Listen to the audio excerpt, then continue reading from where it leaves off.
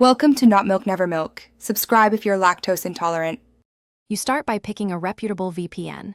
Paid services usually give better speed and privacy.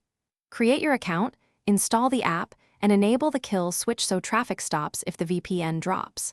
Once installed, sign in and verify the app can connect. Then select a nearby server located in a permissive country to reduce latency and help bypass geo-blocks. Make sure to allow necessary permissions. Some networks require the VPN app to establish a system-level tunnel before traffic routes through it. Once connected, focus on configuration. You should choose WireGuard for speed or OpenVPN for broader compatibility. Pick what matches your device and threat model.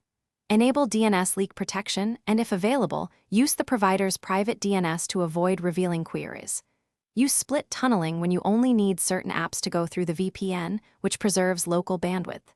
Then run quick tests.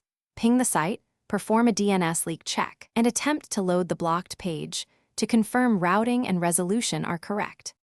Finish by locking in settings.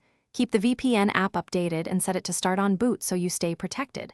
If a site detects and blocks your IP, switch servers or change the protocol to get a fresh IP and different fingerprint. Make sure to clear cookies and use an incognito window to avoid session-based blocks.